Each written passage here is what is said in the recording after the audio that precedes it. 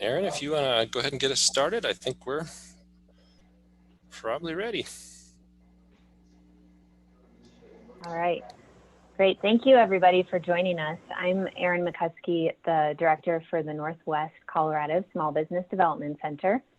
And we will be hosting these calls weekly to recap all of the information that's coming at us with lightning speed. We have to acknowledge that some of the information is changing daily, if not every 24 hours. And so our goal with this call is to make sure that we can give you the most up-to-date information based on what we know now, answer some common questions, and hear from a panelist of experts within their fields. So thank you for joining us. Great, thanks so much, Aaron.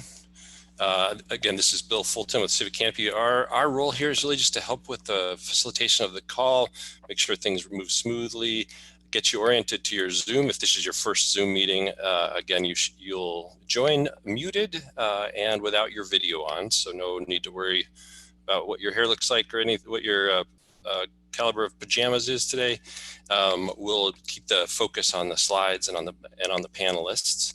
You do have a chance to raise questions. If you'd like, you should see a Q&A command at the bottom there. You're free to type those in. We'll get a chance to answer questions at the end of the meeting. If you do have tech questions too, you can put tech questions in there and we'll be sure to respond right away.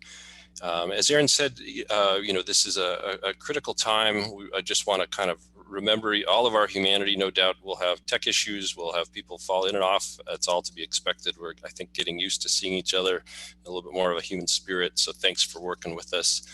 And as kind of a moderator for all the panelists, I'll be trying to keep time. As Kaylee mentioned, we've got a lot to cover, and we know that each of you could go well in depth, but we'd like to be able to move through all the material and to leave some time for some questions. You can go ahead and go to the next slide, and I'll, I believe, turn it over here to Kat or to Aaron to kind of walk us through the flow of the call here. If you want to give us a preview, Aaron. Sure. So we're going to be hearing from the Office of Economic Development. Kat will be speaking, along with representatives from Senator Gardner's and Senator Bennett's office, so that they can keep us updated on the latest regarding federal legislation. As I mentioned, it's moving at lightning speed, especially for government. So it's great to have their expertise and knowledge. After that, I will cover what we know now about the PPP, or the Paycheck Protection Program. We know that's the big topic today. And I'll also give a quick overview of the EIDL disaster loan and the common questions that we're getting about the EIDL Advance grant. We'll quickly direct you to some resources for USDA and agricultural funding. And then we are joined by Jessica from Northwest Colorado to talk about the latest from the Colorado Department of Labor and Employment. We will have time at the end for questions and answer. Excellent. Well, let's go ahead and turn it over to Kat to get us started on the CARES Act. Absolutely. Thank you so much. As Aaron has said, I'm Kat Papenbrock. I work with the Office of Economic Development and International Trade at the state level. I'm one of 3 rural opportunity reps across the state that are working hard on connecting our rural small businesses with available resources. And today I have the pleasure of asking our 2 senators' offices some questions about unpacking the new CARES Act at a high level. So I'd like to welcome to our call. Whoops, sorry, going to start my video here so you can see me. Welcome to our call, Andy Merritt, who is the State Director for Senator Gardner's office, Darlene Carpio, the Regional Director out of Yuma for Senator Gardner's office, Jacqueline Armendariz, the Military and Veterans Constituent Advocate, as well as our Colorado COVID Small Business Crisis Response Lead from Senator Bennett's office, and Matthew Kiriker, who's our regional representative for the Central Mountains region for Senator Bennett's office. So thank you to all 4 of you for joining us today and pivoting so quickly as all of this information is changing. So next slide, please. So what we're going to be doing is just kind of 4 high-level questions that'll hopefully help give all of our businesses on the line some context for the CARES Act. So first, we're going to look about the CARES Act and how it fits into the overall federal response, delve a little bit into the specific small business resources and employee support, and then ask our representatives some common questions since they've been on the ground as well that they've been hearing. So first question to our panelists. On the next slide, please. So where does the CARES Act overall fit into this federal response to the COVID-19 crisis? What's been rolled out so far, and is there additional support on the horizon? We're going to start it off with Senator Gardner's team.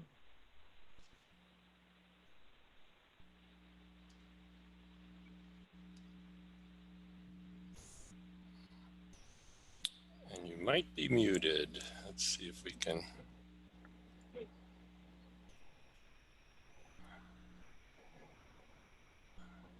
Get you all unmuted so we can hear you.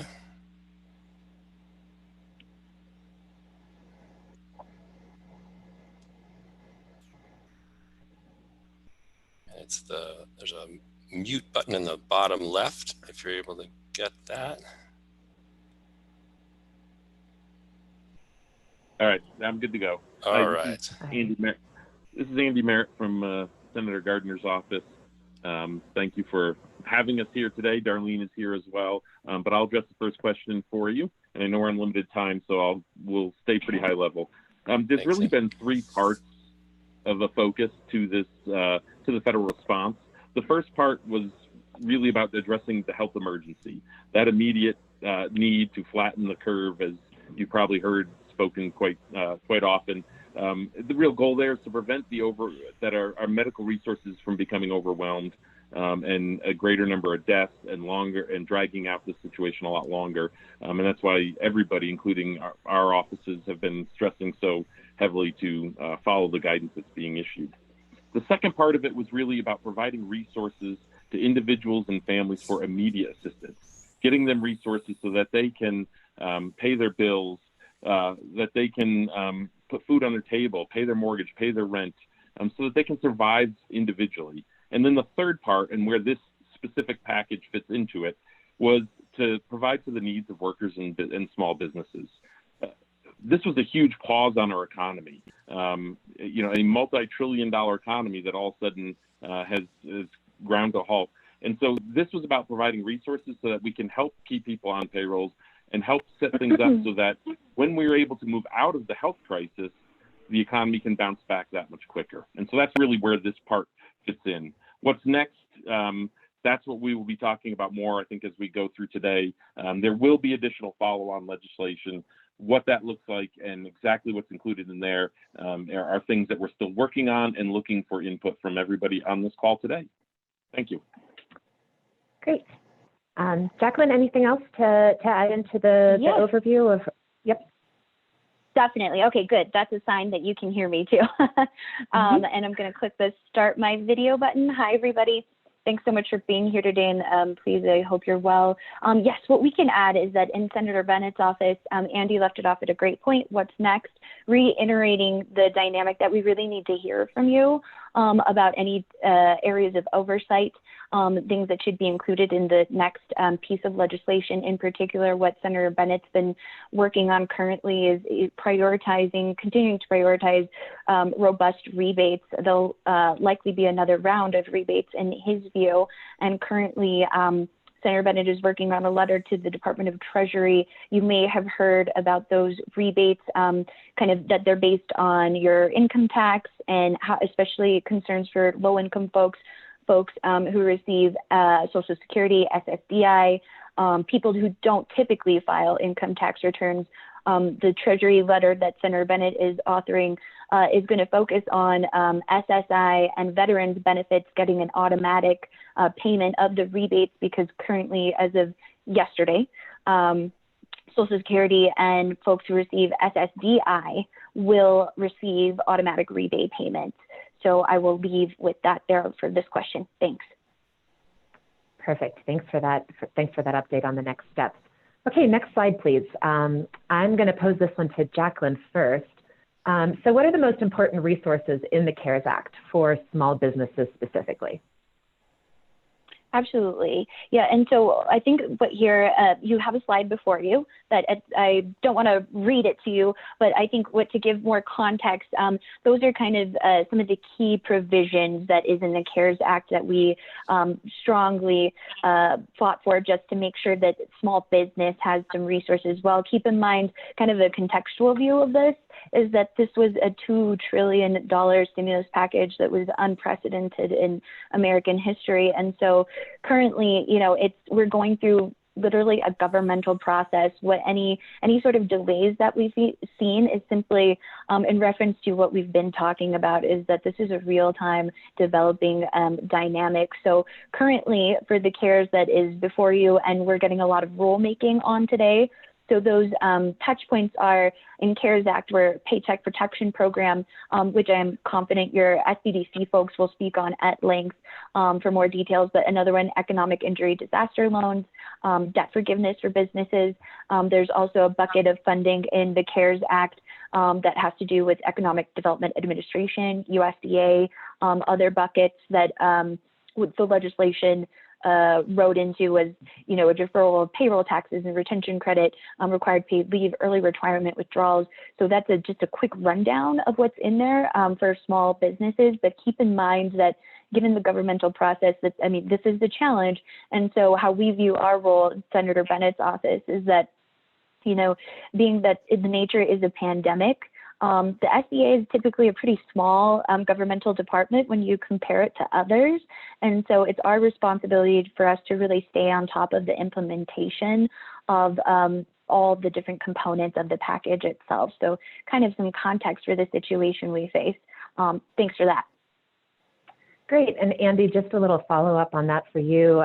First, if you have anything else to add to it.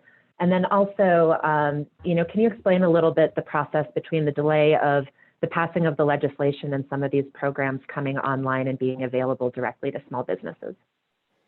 Yeah, and they've been, you know, there's always a delay, unfortunately, in government when it comes to getting rules out. And there is still a rulemaking process for all this and putting out guidance.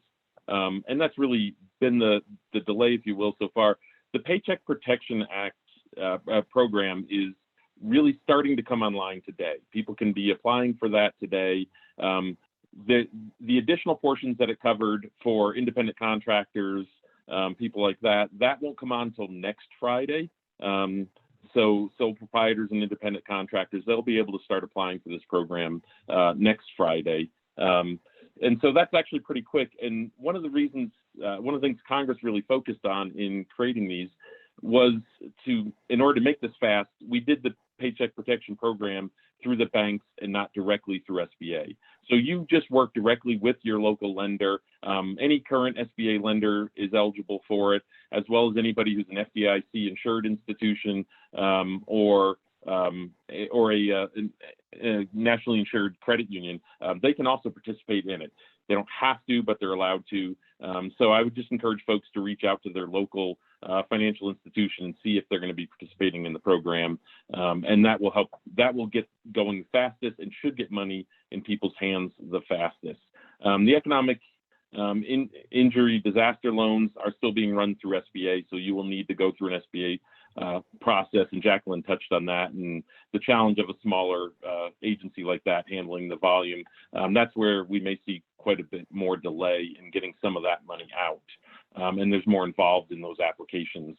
The Paycheck Protection Program applications, if you haven't looked, are really short and streamlined, and it's pretty easy to qualify.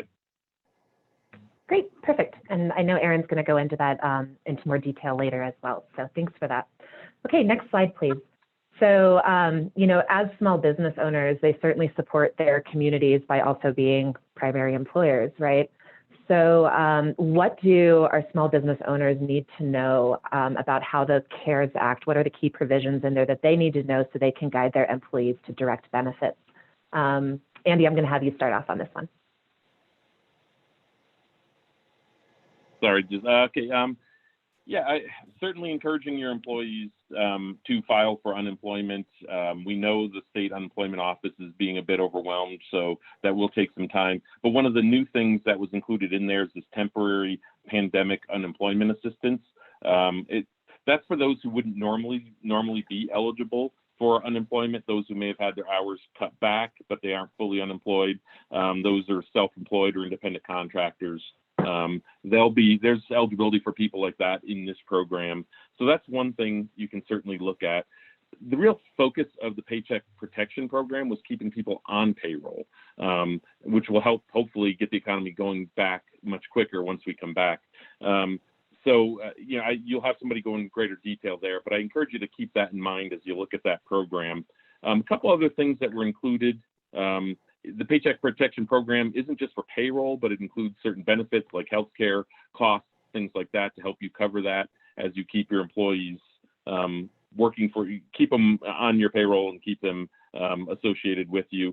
Employers can also contribute up to $5,250 tax-free to employees' student loans in 2020. So it's just another small benefit that can be offered to your employees if you have the ability to do so. Perfect. Jacqueline, is there anything else that you wanted to add into that one? Just a quick emphasis, yes, that Triple P was created to be a strong incentive to keep people on payroll, and then highlighting again that there was an expansion of those UI benefits in CARES, and there's also a piece that touches on paid leave, all really crucial components. Thank you. Yeah, excellent. Yeah, and Jessica from the CDLE is going to go into a deep dive on that later on. So we did have our reps prep to do some high-level question answering that they had been hearing from their constituents, but just in the interest of time, I think we'll save that for the Q&A. So we'll circle back around to all of you at the end of our session to kind of maybe share some of those top questions that you've been getting for your constituents around business support. So we can just pop ahead to our contact slide for everyone. And I just, again, want to thank everyone for joining us today and being able to pivot so quickly and unpack this admittedly really complex bill or act. And with that, I think we're done. Contact slides are there and will also be shared after the meeting. Great. Thanks so much, Kat. And I think we're passing it back to Aaron, if I believe, right? If we want to go to the next slide. Great. And you can skip straight ahead through to the next slide, please.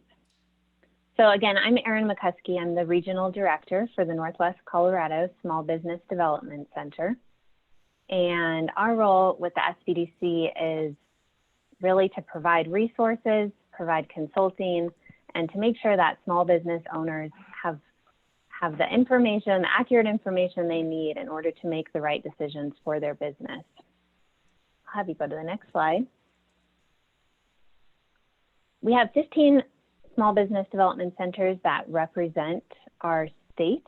And so my region is the blue region in the very northwest, but I just want to point out that we do have other SBDCs as well. So if you live in the Grand Junction area or in Lake, Chaffee, or Park County, you'll want to go to our state website to find out more information about the consulting services and resources that they have specific for your region.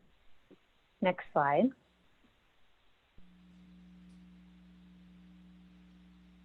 Our state website, which you can see on the screen, has been collecting what I think is one of the most comprehensive databases of information for you. So on there, in particular right now, the best thing that you'll find is a breakdown of every federal and state program that's currently available to you as a small business owner. They've broken it down by the common questions that we're hearing, and you can just click on that question and really quickly find the answer, as well as the link or the resources that you need to point you in the right direction from there. So if you haven't already, I really encourage you to go onto that website, spend a little bit of time going through it, and check back often, because we're updating things as soon as we have more information. Next slide. One of the things that you'll find on that website, and this is just an example of many great tools that we've been working together as a state to put out, but we've, some of our partners at the state created this small business response resources guide. You can download it, find some quick tips about managing your cash flow. And the people who put this together are the expert consultants who helped with our recovery from some of the floods and fires. So while this is a very different scenario, in that it's much larger and we don't have physical damage, much of the response is similar as far as economic recovery. And so you can know that the people who put that together are really experts at looking at and understanding what small business owners are wondering right now. Next slide. Another thing that we've put together with the support of the Colorado Office of Economic Development and International Trade is this hotline that you can call during the week. It's being staffed by small business consultants and other partners who are collecting the most common questions that we have. And so if you have just a quick question that you need an answer to, I first of all encourage you to definitely go on our website and try and find the information there because it's very comprehensive. But if you're still stuck, this can be a quick phone call to point you in the right direction. Next slide.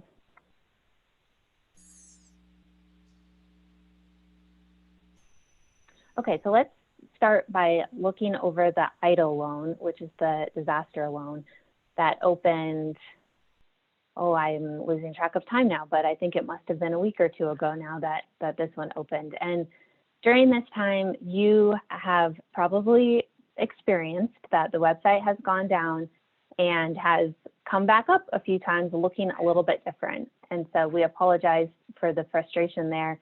I do think that the application and website that exists now is working well. It's quick and easy, and they're not having issues with the website going down. The feedback I was hearing from clients yesterday was it's almost too easy. It doesn't seem like it could be a loan application. And that's because what's happened is the EIDL loan application and the EIDL advance, which is the grant that recently came out as a part of the CARES Act, have been combined into one application process. And so if you're interested in just getting the EIDL advance, you go in and you complete this form. You have to go all the way through until the end where you'll receive you've successfully submitted this, and they'll give you an ID number that you'll want to write down and keep track of. If you want the loan, then the SBA loan officers will reach out to you after, and as they're processing the loan, they will connect with you about what additional information that you need. So to summarize that maybe a little bit better, whether you are just looking for the grant or you want to apply for the loan, you're going to go to the same place to start out with. If you are, if you get everyone actually, I believe, as long as you meet the qualifications, is going to get the advance. You can keep that money no matter what. You don't need to take the loan if you are offered it.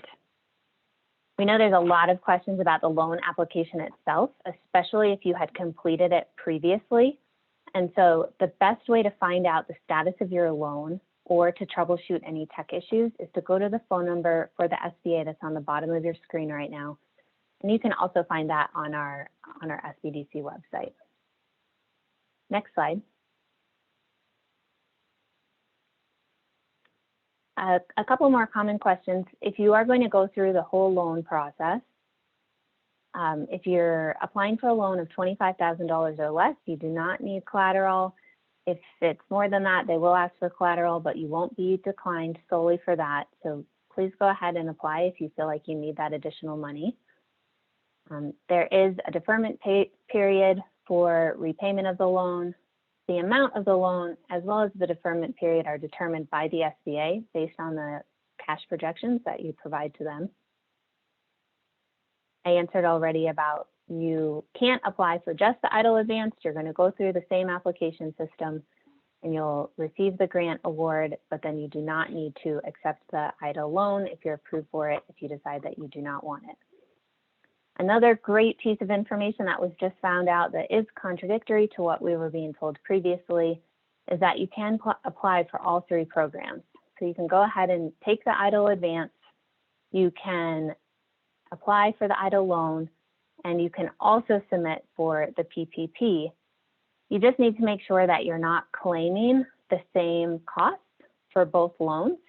So you're going to absolutely want to claim the majority of your payroll costs under the PPP program and use the EIDL to cover some of your larger capital expenses. The amount of EIDL advanced grant that you receive, which is up to $10,000, will simply be subtracted from the amount of the PPP that you might be eligible for.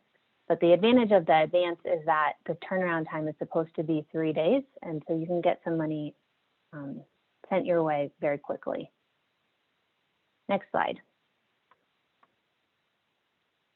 Okay, PPP, we know this is the big topic today, and the applications open today for small businesses as well as for sole proprietors. This loan is different from the EIDL loan in that you do apply directly with a lender. I know that a lot of you today have been reaching out to your lenders and finding out that they're not ready yet to work with you. And that's because not all lenders were prepared to, or they were still awaiting additional information from the SBA this morning. And so even as I jumped on this call at 1 o'clock, I was seeing that some of their portals were opening and they were starting to accept applications this afternoon. The best part of advice that I can offer to you is when looking for a bank, reach out to your local lender or the lender you already work with first. Many banks are going to give priority to their current customers, and so they're going to give you priority over somebody who's just walking in off the street or contacting them virtually, given our current environment. You're also going to want to go onto your bank's website because a lot of them have put up exactly what they're going to be looking for. They might have a different application process than what you're seeing online. And so save yourself some steps of completing the paper PDF version that you're finding online. Your bank might have a digital version available through their website that will be even easier for you to complete. So your bank's going to have the best source of information. The way that this loan is going to work is it is based on your payroll costs. You're going to calculate your annual payroll over the past 12 months, and then the loan will automatically be set as basically 2.5 months of your payroll costs. So you don't get to calculate the amount, but you can include benefits cost, payroll taxes, commissions, tips, and other sources of income that you regularly pay your employees. This information, there's tons of great calculators available online, lots of guides that you can walk through. So I encourage you to go to the SBDC website or to go to the SBA website to find out more information. Next slide.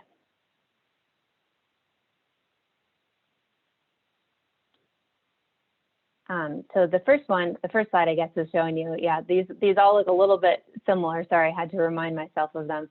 But the first one is you're going to collect all of your payroll information, and that's where I really encourage you to reach out to your bank and go to their website. Next, you'll apply directly with your bank, and they'll help you through that process. As a last step, the federal government will collect information to make sure that you have indeed paid your employees, that your expenses were similar to what you expected that they would be. And based on that, they'll determine how much of forgiveness you're eligible for from what was originally awarded to you. Next slide, please. We're still learning a lot about this program, as you can tell by me a little bit fumbling over my words. So to read through all of the details, and I know I've said this a few times, but I really encourage you to go to that website that's on the screen for the Colorado SBDC. You can read through exactly all of the details of this program and find the answers to your common questions. Our website's at the bottom there for the Northwest SBDC, and we're trying to put up local resources on there. And it's also where you can find the links to this presentation and more. Next slide. Okay, jumping into a different topic, I really quickly want to cover the topic of resources for agriculture, because those of you who work in ag are finding out that you can't apply for either the EIDL loan or potentially for the PPP program. So there is information out there and programs and funding that's available for you. Next week, we're going to have somebody from the USDA on the call in order to speak in more specifics about this. But in the meantime, go check out the websites that are on the screen right now, either farmers.gov or go to the USDA website. You can just Google USDA COVID-19. And there's a whole list of resources and funding opportunities available for farmers and other agricultural enterprises. I'll review my notes and see what I missed and be prepared to answer any questions at the end of the call. Great, thanks so much, Erin. And just one other note, we know that a lot of the information is still gelling around the agricultural questions. We're going to try to make that a topic of our call next week, so once a little bit more is known. But thanks so much for the deep background on the small business loans. Erin, all right, let's go ahead and turn to the next slide. We're going to move on to get a chance to hear from Jessica. Great, thanks, Bill. Can you hear me all right? We can, thanks. Wonderful. So my name is Jessica Volland. I'm the Director of Workforce Development for the 10-county northwest corner of the state. I am with the state's Department of Labor, and I oversee our workforce centers in the region. Last week, I had the opportunity to talk with you all about the two different paths that many businesses were on before we got more information about the PPP program. Either closing your doors or remaining open for business, but needing to be pretty well informed on changes to emergency sick leave and emergency family medical leave. This week, I'd like to talk with you about kind of being in the middle of the road on those. Now that you have some more understanding about what loans and loan forgiveness might be there for keeping your payroll intact, there are some things that I think it will benefit businesses from being better informed on as it relates to unemployment insurance. Do you mind going to the next slide? You can go one more past that. Lovely, thank you. So for those that are looking right now at a possible reduction in force, meaning that you are cutting back on hours or you're cutting back on staff or some combination thereof, there are several different ways that you might go about doing that. And I wanted to provide an example of what it looks like to help make the picture more clear. We've been fielding a lot of questions from business owners who are trying to understand what is going to be in their employees' best financial interest, as well as what is in their best financial interest, and appreciating that those two things might not be a one-for-one, that there's some nuances there. So I'm going to walk through these different ways in which you might be considering reducing force quickly, and then talk a little bit more in detail about the unemployment benefit basics. So the first, and I would say preferred way to reduce your payroll costs are just to cut hours for existing staff instead of cutting actual positions. If you reduce the hours of your employee to 32 or fewer, it frees them up to be eligible to apply for unemployment insurance for the hours that they lost. So the benefit here for you as an employer is that you keep your workers attached to the job. The hours that are cut, so long as it's at 32 or fewer hours a week, those hours are reimbursed at a rate of 55% through unemployment insurance up to the cap. It also helps you be eligible for the PPP loan forgiveness, which is going to look at your staffing and payroll levels in the base period in this year compared to the previous year. On the employee side of things, they potentially get to keep their benefits intact. It depends on your individual insurance carrier for health insurance, how far you can reduce hours before you're not able to provide healthcare anymore. So that's going to be something that you need to talk with your insurance carrier about. But you can see on the far right-hand side here, what I think is going to be particularly important for everyone to understand is financially, this puts your employee in a very good position. So the example that I'm providing here for all of these is, say that you have a 40-hour-a-week employee who works $18 an hour. In this scenario, if you cut hours by 20% down to 32 hours of work, this is what you would be paying as an employer, at $576. They would receive 8 hours of unemployment insurance, their regular rate reimbursed at 55%, so that's $79. And then the addition here of the pandemic unemployment compensation, which I'll talk a little bit more about on the next slide. But this is an added $600 a week. So when you add all three of these together, you have total gross earnings in a week of $1,255. For those playing along at home, $18 an hour for 40 hours a week is $720 a week if you're just getting money through your earnings. So they're financially in a much better position through a combination of hour reduction, UI, and PUC than they were when they were just working for you full time. So something to definitely keep in mind. The next two categories here, either job attached or furloughed, these can be synonyms of a type. Job attached is an unemployment insurance word. It's a phrase that we use in the UI system when somebody is let go, but the employer says that they intend to bring them back within 16 weeks. Now, there's no guarantee there, and if you don't bring the person back on, there's no penalty to you as an employer. In normal unemployment insurance times, what this does is it makes that person can get UI without having to look for a job because ostensibly they have one waiting for them. Right now, work search is waived for everyone, so there's no super meaningful difference from the recipient of unemployment insurance perspective. So, as an employer, this might make it easier for you to restaff because you have some loose attachment to your worker. Of course, you're going to save 100% on payroll and benefits, assuming that if you drop to 0 hours, you're not able to provide benefits. For the employee, they're just going to be receiving unemployment insurance compensation. So the maximum claim amount for somebody who earns 18 bucks an hour is going to be $432 a week, plus the PUC payment of $600. So their weekly income is a little over $1,000 bucks. Furloughed is an HR term, and it can mean the same thing as job attached, but that is going to kind of depend on your own HR policies and especially your insurance carriers. So when you furlough somebody, you've cut all hours, but depending on your carrier, you might still be able to provide them benefits. So if you can, that's a huge asset to the employee compared to just letting them go job attached. If they're furloughed, they are ostensibly still eligible to receive some benefits, but the weekly income is going to be the same. So a little over $1,000 a week with the combination of unemployment insurance and then that PUC payment of $600. A full layoff is when there is no current or expected relationship between the employer and the employee. So you have fully severed any employer-employee relationship that you have with your worker. You don't have any obligation to them. Obviously, you don't have any payroll or benefit costs for that individual once they have been laid off.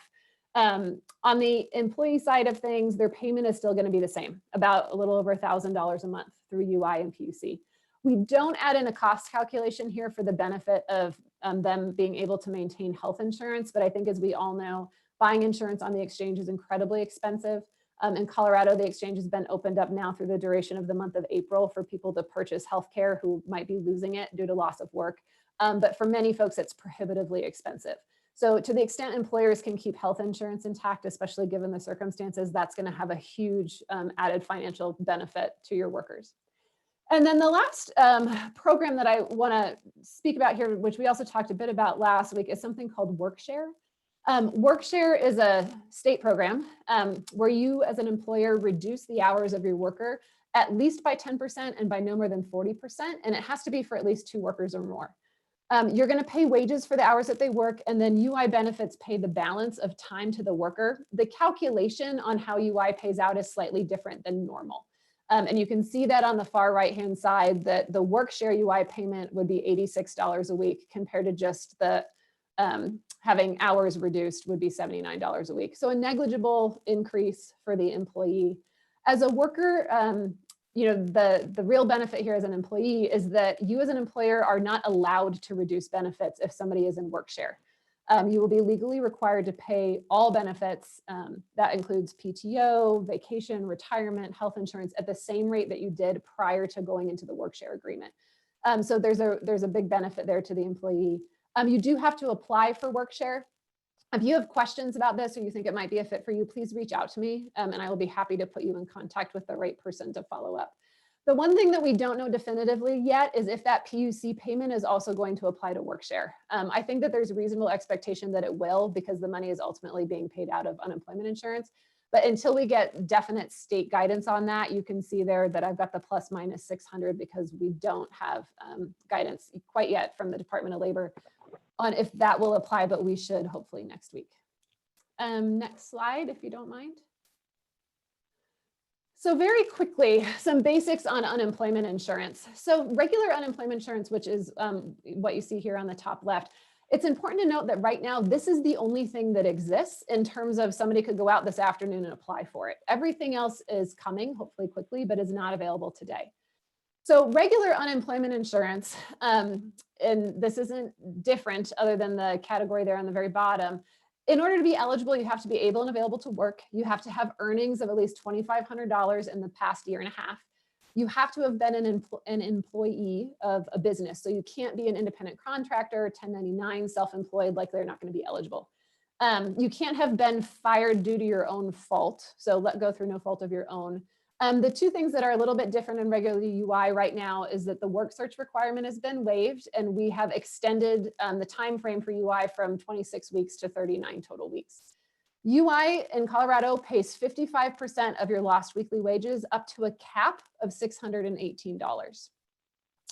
So again, this is the only thing that is available for someone to apply for today. Pandemic unemployment assistance, which some of our congressional staff representatives touched on, was created as part of the CARES Act. And it's important to understand that if you're eligible for UI, you have to apply for UI. If you're not eligible for UI, you can apply for pandemic unemployment assistance. And generally speaking, it's for people who are self-employed, contractors, don't have enough earnings to qualify.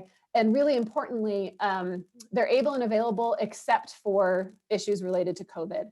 So they might be sick, they might be in quarantine, maybe a member of their family is in quarantine, their children are home because schools have been closed. So, but for things related to coronavirus, they are able and available to go to work. That's a huge caveat.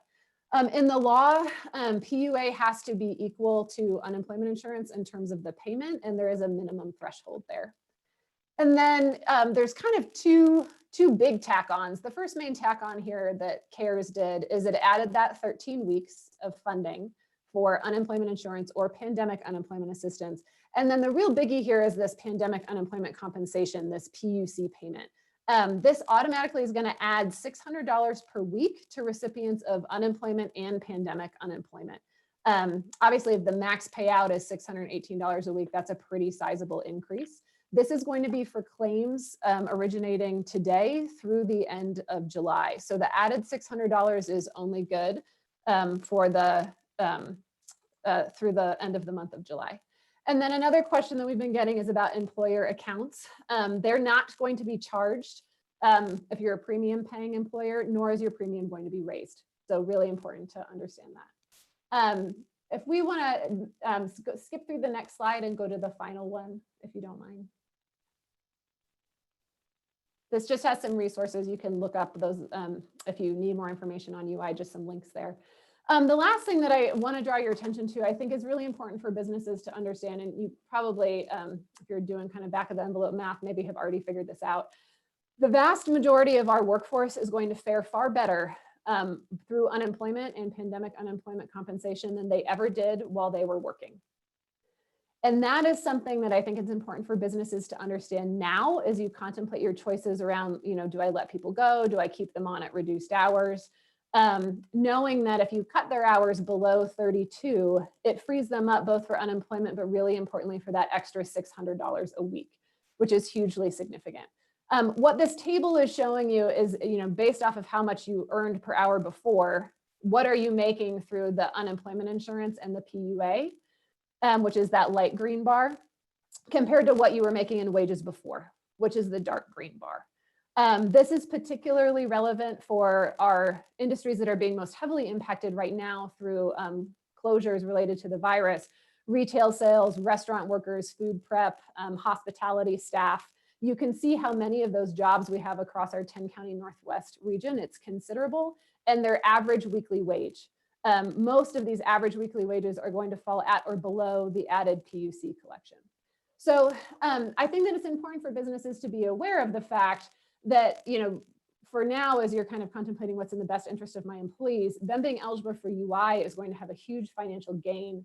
Up to those making about $60,000 a year, they're going to see more income through these payments related to CARES than they did while they were working. And the other thing I think that is really important to bear in mind over the coming months as you go to try to re-attract workers to come back to work is that these payments are going to persist through the end of July.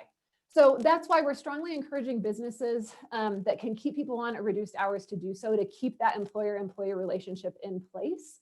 I think we all know our communities have among the highest cost of living in the state.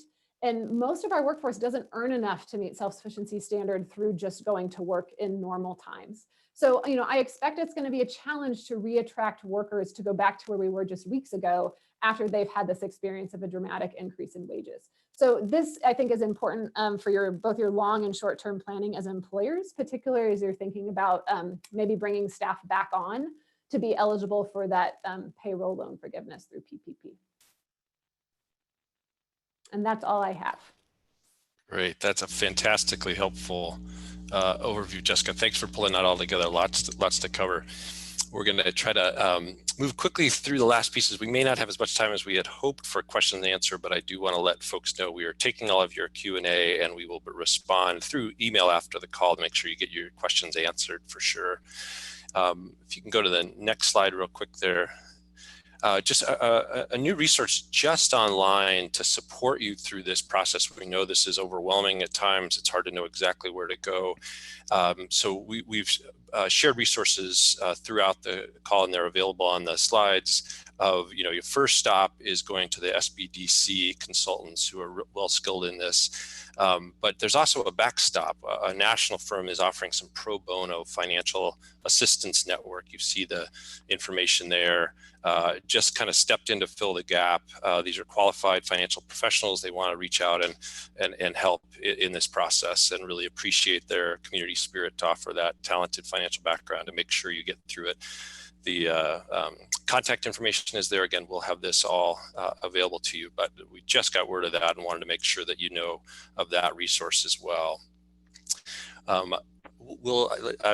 We do need to move. We've stacked these calls back to back, so I think we're going to prepare for that for our next call coming up here. But wanted to kind of go to the next slide to just remind everybody about the resource base that is out there. There's these go-to resources for you to make sure you've got the information you need. We'll be sending out all of these all the slides from today's presentation.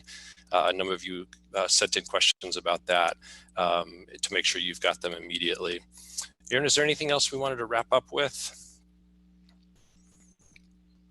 I would just say that there are some great questions that came in through the Q&A, mostly for Jessica and myself. And so really quick, because I know it's a frustration and it's a concern for you right now, the banks are working as quickly as they can to get their portals open to be able to accept applications. And that's where I mentioned that even right before this call, I saw that some had their applications come online. So check back with them. There's this semi-rumor floating around that if you don't apply today, that the funds are going to run out. And I want to reassure you that that is just a rumor. As long as the banks aren't able to process applications, then there's no way that the money is going to run out. We do encourage you to get your application in as quickly as possible, but people will still be coming online with their systems through Monday. And so just get in as soon as you can. It doesn't mean you need to get in today. We saw your questions about W-2s versus 1099s, various self-employment questions, a whole list of things that we've collected. And so we're going to post that on the northwestsbdc.org/COVID-19. You can just Google Northwest SBDC and it will take you right to it. Jessica, myself, and our other experts on the call will all be replying to those questions quickly and posting that up there probably within the hour. Fantastic. Thanks so much, Erin. And thanks to everybody that put this call together, as well as all of you that have joined in. We know these are complicated and trying times. So much of this is about building a network of people that you can count on. And that's not only technical expertise, but as neighbors and as fellow community members. So we're hoping that as we move from the crisis response to the recovery phase, that we'll continue that building of the network. And as a way to build that, if you want to go to the next slide, just a reminder of the standing time period for this call every Friday at 1 p.m. Be a chance to update you with all the information that came out this week before. We'll be responding to the questions that people have been posing. We'll try to get those out to you this afternoon as well, but I'm sure by next Friday we'll have new information to share. We know for sure we're going to try to get more information on the USDA material. So with that, we will wrap up. Thank you again for joining. I hope that you found this useful, and we'll circle back to get your input on how we can design these to make them make sure that they meet your needs going forward. Have a great rest of your afternoon.